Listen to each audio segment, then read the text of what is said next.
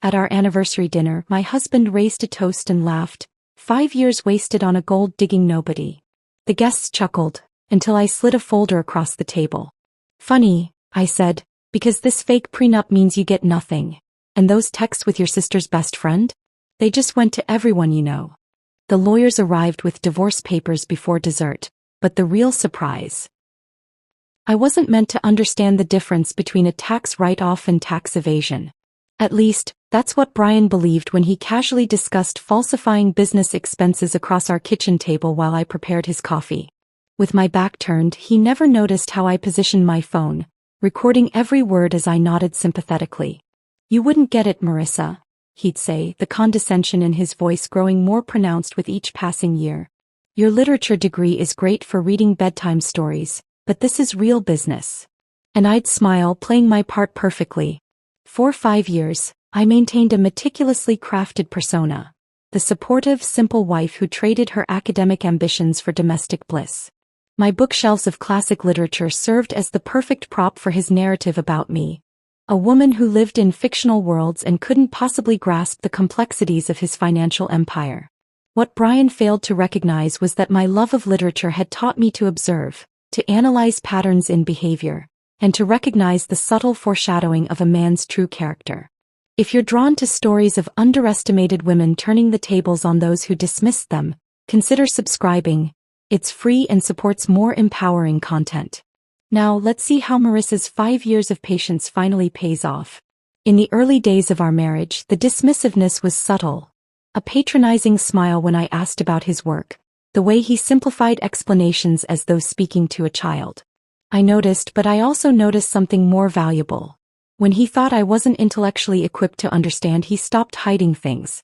By our second anniversary, he'd begun leaving financial documents in plain sight.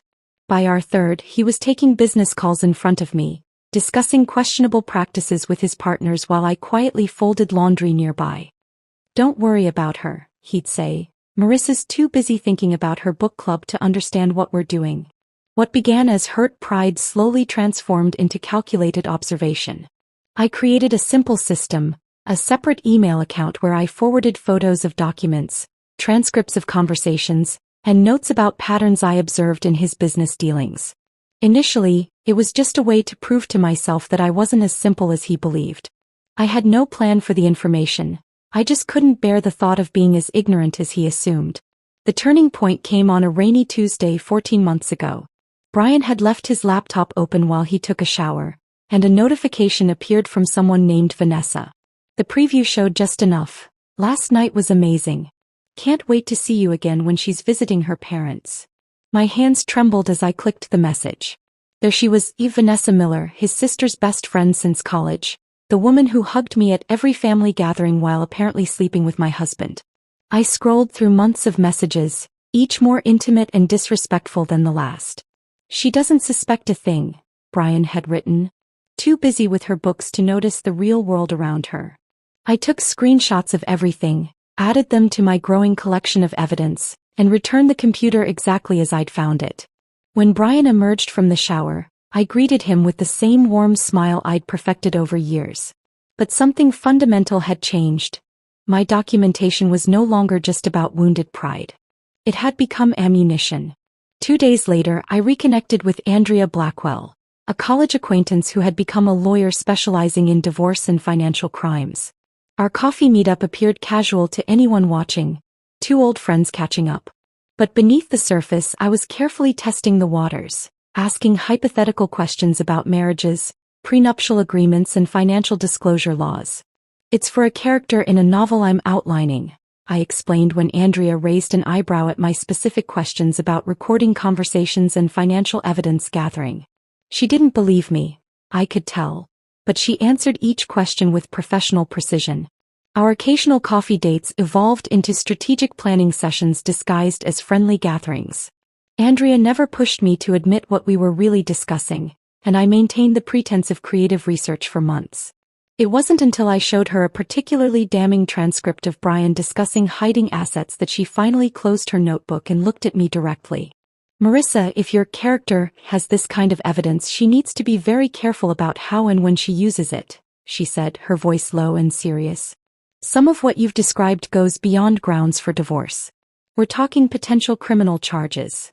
That conversation shifted everything. Andrea helped me organize my evidence, explaining what would matter in divorce proceedings and what might interest federal authorities. She connected me with a forensic accountant who, under the guise of helping with research for my book, analyzed the patterns in Brian's financial documents. The most shocking discovery came when the accountant found discrepancies in our prenuptial agreement. The document I'd signed had been subtly altered after my signature was added, with clauses inserted that effectively left me with nothing in the event of a divorce. The manipulation was clever. Not obvious enough to be immediately detectable, but clear once someone knew to look for it. This isn't just unethical, Andrea had explained, it's illegal and invalidates the entire agreement. For the next several months, I perfected my performance as the oblivious wife while secretly preparing for the moment when I would shatter the illusion completely. I purchased small, undetectable recording devices. I backed up every piece of evidence in multiple locations. I learned the specific legal terms for each of Brian's financial transgressions. And I waited for the perfect moment, our 5th anniversary dinner, the elaborate celebration Brian had insisted on hosting at Harlow's, an upscale restaurant downtown. He'd invited 40 guests, mostly his business associates and friends, with a sprinkling of my family members to maintain appearances. The invitations had gone out weeks ago, embossed with gold lettering that read, 5 years of partnership and success. As I traced the raised letters with my fingertip, I couldn't help but appreciate the irony. 5 years of partnership and success indeed, just not the kind Brian was celebrating. Last night, I laid out my outfit for the dinner, a sophisticated navy dress that Brian had once called suitable for a faculty wife. I placed Andrea's business card in my clutch, alongside a small thumb drive containing 5 years of evidence. In the morning, I would contact the IRS's whistleblower office with a carefully prepared report. The ticking clock on our bedroom wall counted down the hours until our anniversary dinner. Tomorrow, Brian would stand before our friends and family, glass raised in a toast to our marriage. And I would finally stop playing the role of the simple, tolerant wife he had forced me to become. The morning of our anniversary dawned with an unusual serenity. My hands should have trembled as I applied my makeup, but they remained steady. 5 years of practice had perfected my composure. Brian had already left for the office, promising to meet me directly at Harlow's. "I've arranged everything," he'd said, kissing my forehead like one might pat a child. "Just show up looking pretty." Harlow's gleamed under soft lighting when I arrived precisely 30 minutes early. The maitre d' recognized me immediately. "Mrs. Coleman, your husband has arranged a beautiful evening. The Magnolia Room is ready." I followed him through the main dining area to the private room Brian had reserved. Crystal chandeliers cast a warm glow over a horseshoe-shaped table adorned with white roses and silver accents. Place cards with calligraphy names marked each setting, with Brian and me positioned at the center curve. I made a slow circuit of the table, memorizing the seating arrangement. His business partners clustered to his right, my family relegated to the far ends. My manila folder slid perfectly into the side table drawer near my seat. I checked my phone one last time, confirming that Andrea would arrive precisely at 9 p.m. The text messages were queued and ready to send with a single command. 5 years of calculated tolerance would end tonight. Guests began arriving at 7. Brian's parents entered first, his mother embracing me with the practiced affection of someone who had always viewed me as a sensible if uninspired choice for her son. "You look lovely, dear," she said, her eyes already scanning the room for more important people. Brian's father merely nodded, his attention fixed on the bar setup. My sister Claire arrived with her husband, immediately sensing my tension. "Are you okay?" she whispered as she hugged me. I squeezed her hand reassuringly, the only person in the room who might have detected the steel beneath my smile. Brian made his entrance at 7:30, surrounded by his 3 closest business associates, all laughing at some shared joke. He looked handsome in his tailored suit, radiating the confidence of a man who believed himself untouchable. His eyes found mine and he offered the same indulgent smile he'd given me for years, affectionate but dismissive. "There's my beautiful wife," he announced, crossing the room to kiss my cheek.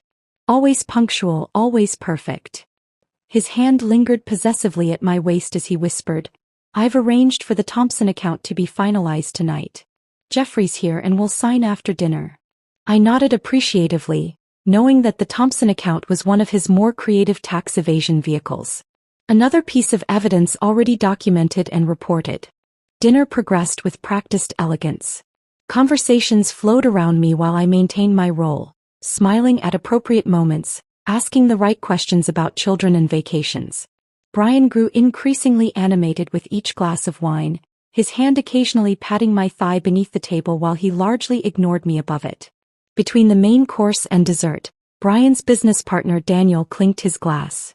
I think it's time for a toast to the happy couple. Brian stood, champagne flute in hand, the room quieting as everyone turned toward him. His smile carried that familiar edge, the one that appeared when he felt particularly clever. 5 years ago I made what my friends called the safest bet of my career. He began, generating appreciative chuckles. Marriage to the quiet literature professor who was more interested in fictional worlds than the real one around her. I maintained my smile as murmurs of discomfort rippled through some guests. My colleagues warned me that marrying someone so academically focused might be challenging for a man in my position. He gestured expansively. But I saw what they didn't. A woman who would never question my business decisions, who would be content with the lifestyle I provided while staying safely in her lane. The room had grown awkwardly silent. Even his closest friends looked uncomfortable. So here's to 5 years wasted on a gold-digging nobody, he concluded with a laugh that failed to disguise the cruelty beneath the words. Who knew that my simple wife would be my greatest asset? The polite chuckles that followed held more discomfort than humor. My sister's face had flushed with anger, and even Brian's mother looked embarrassed by his display. As he sat down looking pleased with himself, I quietly opened the side table drawer and withdrew my folder. The moment had arrived. I'd like to respond to that lovely toast, I said, my voice carrying clearly through the stunned silence. Brian's smirk remained fixed as I stood, folder in hand. It's true that I've been quiet these 5 years, I continued, sliding the folder across the table toward him. But not for the reasons you think. Brian's expression shifted slightly as he glanced at the folder without opening it. What's this, honey? Anniversary gift? Perhaps save it for later. Oh, but it can't wait, I replied. It's funny you should mention assets because this fake prenup, the one you altered after I signed it, means you actually get nothing. His face drained of color as he flipped open the folder, revealing side-by-side comparisons of the original prenuptial agreement and his fraudulent version, with forensic documentation of the alterations. And speaking of assets, I continued, removing my phone from my clutch. Those texts with your sister's best friend Vanessa? They just went to everyone in this room. As if choreographed, phones began chiming throughout the room. Guests reached for them reflexively, confusion turning to shock as they viewed the explicit messages and photos I'd discovered. What have you done? Brian hissed, half rising from his seat. Exactly what you never expected me to do, I answered calmly. I paid attention. The atmosphere in the room transformed instantly. Brian's mother was staring at her phone in horror while his father looked away in disgust. My sister had moved to stand behind me, her hand resting supportively on my shoulder.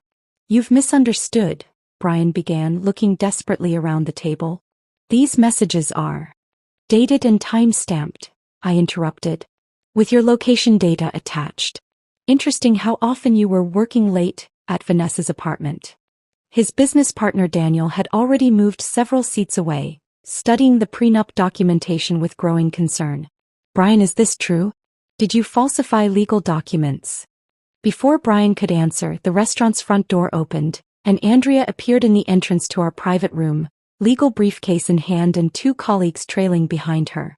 Ah, perfect timing, I said. The lawyers are here with the divorce papers. I believe we're just in time for dessert. Andrea's heels clicked confidently across the hardwood floor as she approached our table. The restaurant had fallen eerily silent, with only the soft classical music continuing as if nothing extraordinary was happening. Brian's face contorted between fury and disbelief as he recognized her from the charity gala we'd attended 6 months ago. You're the tax attorney from the Children's Hospital benefit, he stammered, the realization dawning slowly. Andrea smiled politely. Among other specialties, yes. As she placed the leather portfolio containing the divorce papers on the table, my mind flashed back to a crisp autumn evening 3 years ago. Brian had been on the phone with his accountant in our home office while I dusted the bookshelves, seemingly absorbed in my task. "Listen, just move the Henderson payments through the Cayman account first," he'd instructed, feet propped on his desk. "The IRS doesn't have the manpower to track every international transfer. Besides, technically it's not illegal if we route it through the consulting subsidiary first." That night, I'd transcribed his entire conversation verbatim, my literature degree finally proving useful in ways Brian never anticipated. Years of analyzing text had trained my memory to capture dialogue with remarkable precision. I'd developed a system, recording what I could, then expanding the transcripts with detailed context and observations, noting his tone, his body language, the specific words he chose. "I've prepared everything according to your instructions," Andrea said now, sliding the documents toward me rather than Brian. "All the evidence we discussed has been properly filed with the appropriate authorities."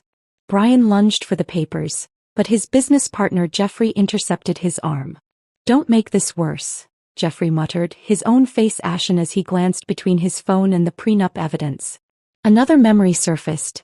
Brian at our kitchen island 18 months ago, laughing into his phone. "Of course she doesn't understand the Thompson restructuring. She thinks it's just some corporate reshuffling. The woman reads Jane Austen for fun. She's not exactly equipped to spot a shell company." What Brian never realized was that my literary analysis skills made me exceptionally good at spotting patterns and inconsistencies. When numbers repeatedly appeared in his documents that seemed at odds with what he claimed publicly, I didn't need an accounting degree to flag the discrepancy. I just needed patience and attention to detail, qualities Brian had always dismissed as the fussy habits of a bookish woman. "This is ridiculous," Brian sputtered, looking around the table for support. "Whatever she thinks she's found is completely taken out of context. Marissa doesn't understand the first thing about business operations." "Is that so?"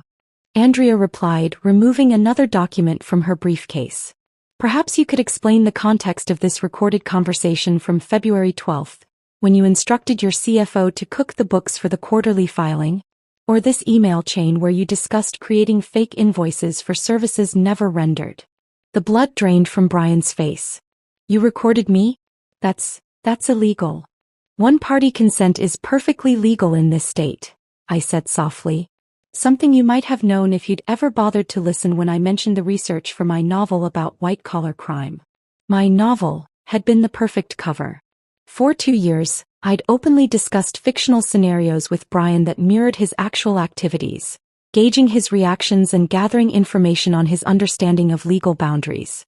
He'd unwittingly educated me on exactly which laws he was breaking, all while believing I was crafting an imaginary story. "You were writing about me?"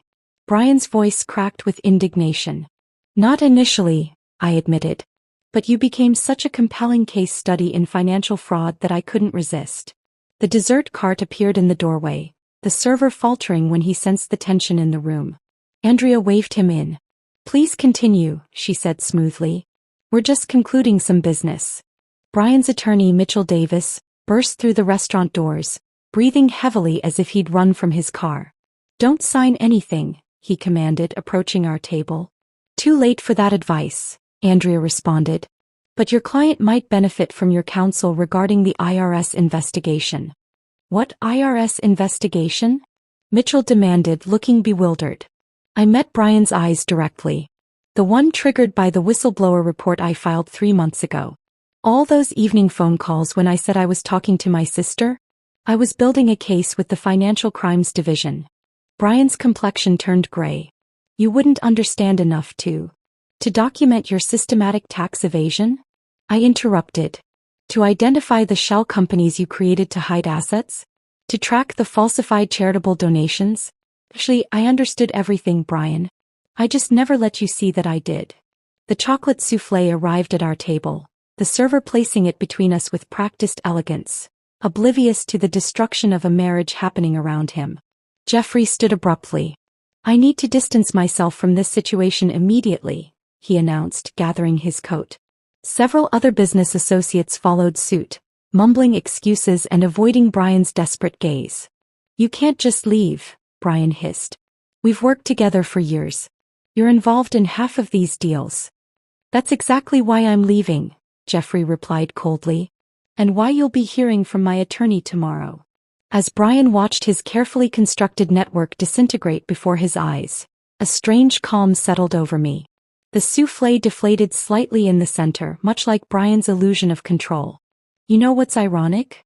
I said, breaking the silence. If you had ever bothered to actually read any of the novels on my bookshelf, you might have recognized the classic narrative arc of hubris and downfall. Literature has been warning men like you for centuries. Brian's mother approached our table, her face rigid with controlled emotion. I'd like to understand exactly what's happening, she said, addressing me directly for perhaps the first time in our marriage. Your son created fraudulent financial records, evaded taxes and manipulated legal documents, I explained gently. And he's been having an affair with Vanessa for at least the past year.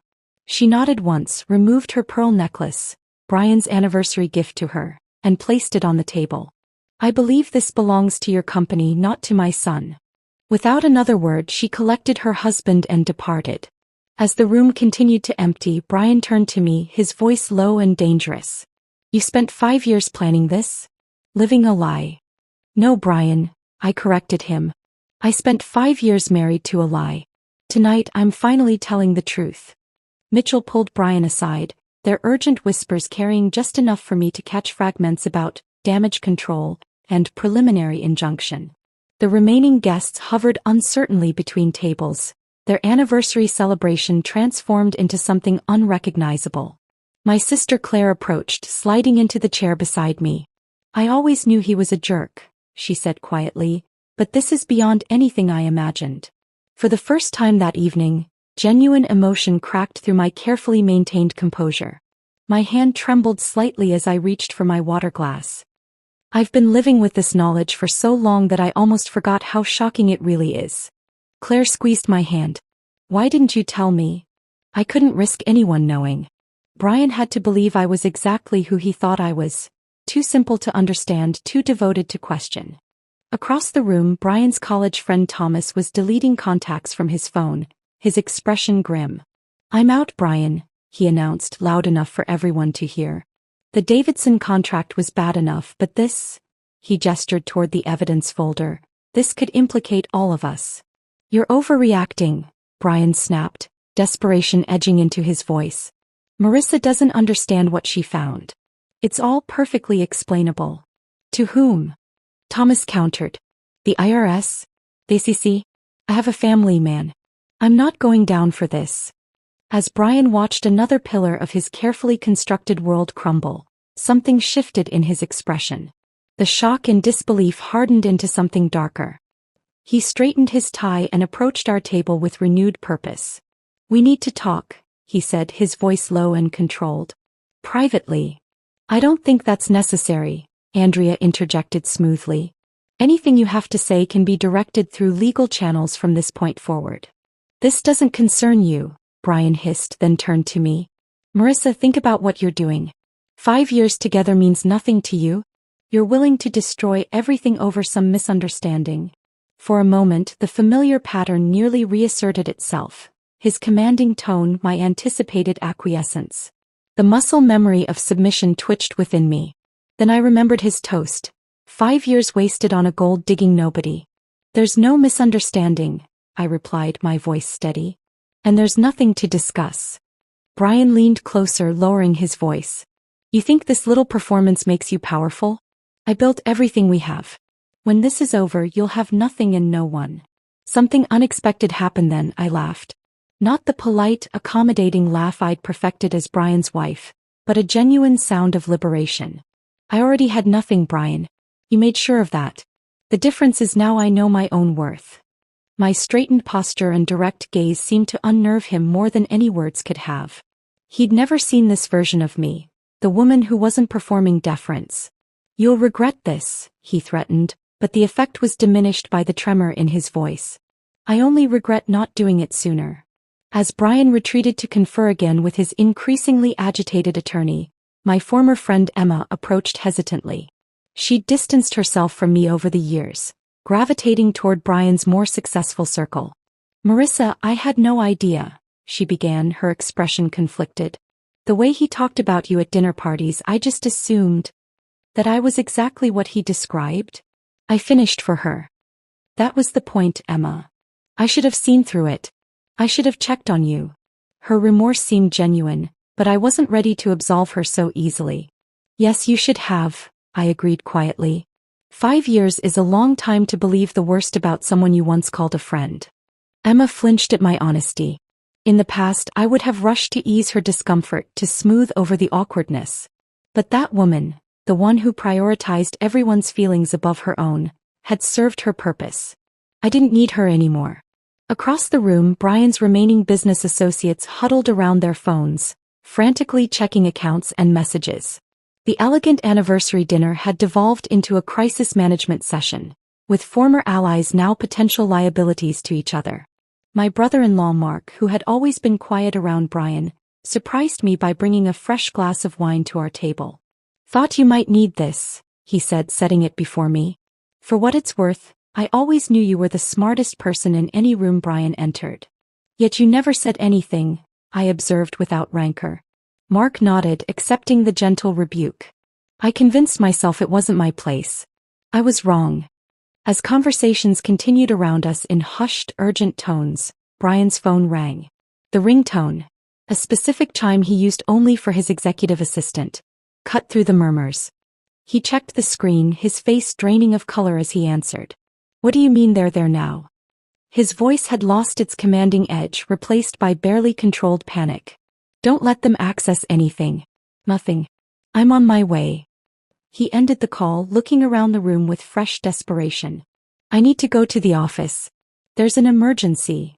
What kind of emergency? His lawyer asked sharply. Federal agents are at the building with some kind of warrant, Brian admitted, his voice barely audible. The revelation rippled through the remaining guests. 2 more business associates immediately made for the exit, avoiding eye contact with Brian as they fled what was quickly becoming a sinking ship. For the first time since I'd known him, Brian looked truly lost. His carefully curated image, successful businessman, community leader, devoted husband, was dissolving in real time, revealing the hollow center beneath. Did you do this? He demanded, turning to me with naked fury. Did you call them? Andrea shifted slightly, positioning herself between us. I believe I mentioned the whistleblower report earlier. Federal investigations don't happen overnight, Brian. This has been in motion for quite some time. As the implications sank in, Brian grabbed his coat and rushed toward the exit, nearly colliding with the restaurant manager who had appeared to check on the commotion. Sir, there are some men outside asking for you, the manager announced nervously. They said it's urgent. Brian froze mid-stride, trapped between the ruins of his personal life behind him and whatever awaited him beyond the restaurant doors. For a fleeting moment, our eyes met across the room, and I saw something I'd never witnessed in him before: fear. 3 men in dark suits entered the private dining room, their expressions professionally neutral as they surveyed the scene. The lead agent, a silver-haired man with piercing eyes, held up his credentials. Brian Coleman? He inquired, though his gaze had already locked onto Brian's frozen figure by the exit. That's him, someone volunteered unnecessarily. Brian's attorney stepped forward. I represent Mr. Coleman. Whatever this is about. Brian Coleman, the agent continued uninterrupted, we have a warrant for your arrest on charges of tax evasion, wire fraud, and falsification of federal documents. He produced an official document from his jacket. You have the right to remain silent. Anything you say can and will be used against you in a court of law. The familiar Miranda warning echoed through the suddenly silent room. Brian's face contorted through a series of emotions: disbelief, rage, and finally, a dawning horror as he looked back at me. You, he whispered. What exactly did you tell them? I remained seated, the calm at the center of the storm. Everything you told me, Brian. Every conversation you had in front of your simple wife. Every document you left where I could find it. Every meeting you took in our home. The second agent approached with handcuffs. Brian instinctively backed away. This is a mistake, he insisted, his voice rising. These are complex business matters. My wife couldn't possibly understand enough to. Actually, interrupted the lead agent, the evidence Mrs. Coleman provided was remarkably detailed and precise. In 20 years with the Financial Crimes Division, I've rarely seen documentation this thorough from seasoned professionals, let alone a civilian. A third agent appeared with a laptop. Mrs. Coleman, if we could verify some final details before we proceed? There are a few transactions we'd like to confirm with you. Brian watched in stunned silence as I discussed complex financial maneuvers with the agent, using terminology and referencing transactions that Brian had always assumed were beyond my comprehension. The Davidson Shell Company was established in March, I explained, but the fraudulent invoices didn't begin until after the Thompson restructuring in June. Brian kept the original paperwork in his home office safe, combination 27-14-36, behind the reproduction Monet. Brian's attorney had gone pale. "Stop talking, Brian." Not another word. But Brian wasn't listening. His eyes remained fixed on me as the realization fully dawned. "All this time," he said hoarsely. "All those evenings when you were reading in the corner. All those dinner parties when you just smiled and nodded." "I was paying attention," I said simply. "Something you never bothered to do with me." The agents proceeded with the arrest, leading a shell-shocked Brian toward the door. As they passed our table, he paused, handcuffed wrists awkwardly positioned in front of him. "Why?" he asked, genuine confusion in his voice. "Why go through with the anniversary dinner? Why the public humiliation? You could have just had them arrest me at the office." I considered his question carefully. "Because you needed to understand what you'd done. Not just the financial crimes but how you diminished me for years. Tonight wasn't just about legal justice, Brian. It was about finally being seen." Something flickered in his eyes, perhaps the first glimmer of genuine understanding he'd ever had about me. Then the agents continued guiding him toward the exit. As Brian disappeared through the restaurant doors, the remaining guests began to disperse, murmuring in shocked tones about what they'd witnessed. Andrea collected her documents and approached my table. "Are you all right?" she asked gently. I took a deep breath, assessing the hollow space where fear and anger had lived for so long. "I think I will be," I replied, surprising myself with the truth of it. Claire wrapped an arm around my shoulders. "What happens now? Do you need a place to stay tonight?" I shook my head. "The house is in my name as of this afternoon." Another detail Brian never bothered to read in the documents I occasionally asked him to sign. Andrea smiled appreciatively at this final strategic move. "The federal case will take months, possibly years. Are you prepared for that?" "I've been preparing for 5 years, I reminded her. "I can handle a few more months." As we gathered our things to leave, I paused at the table where Brian and I had sat side by side for the last time. The anniversary cake remained uncut, the decorative 5 toppers now seeming like a different kind of countdown, one that had reached its conclusion. The classroom hummed with energy as my students debated the symbolic significance of wealth in The Great Gatsby. I watched them from behind my desk, appreciating their enthusiasm for literature in a way Brian never could. "Dr. Wilson," called out Amber from the back row, using my maiden name which I'd reclaimed, "do you think Daisy really loved Gatsby or just what he represented?" "What an excellent question," I replied. "What does the text tell us about the difference between genuine connection and the performance of love?" The discussion bloomed, students referencing specific passages while I guided them toward deeper analysis. Skills I'd once used to dismantle my husband's criminal enterprise now channeled into nurturing young minds at Riverside Community College. After class, I gathered my materials and headed to the campus coffee shop where I'd established an informal weekly gathering for female students interested in financial literacy. What had begun as casual conversations had evolved into structured sessions covering everything from compound interest to recognizing financial red flags in relationships. My phone buzzed with a text from my publisher, confirming our meeting to discuss the manuscript of my book, Hidden in Plain Sight: A Woman's Guide to Financial Self-Defense. The advance had been modest, but the early interest from women's groups had surprised everyone but me. Outside the coffee shop, I spotted a familiar face. Vanessa, Brian's former mistress, hovering uncertainly near the entrance. Our eyes met and I braced myself for confrontation. Instead, she approached with visible hesitation. "I saw the flyer about your financial literacy group," she said, avoiding direct eye contact. "I wasn't sure if I'd be welcome." The old Marissa might have turned her away or offered immediate forgiveness to avoid discomfort. Instead, I considered her request thoughtfully. The group is open to any woman who wants to learn, I replied finally. Everyone deserves financial independence. Vanessa nodded gratefully and followed me inside, where a dozen women of various ages already waited. As I arranged my materials, I caught a glimpse of my reflection in the window.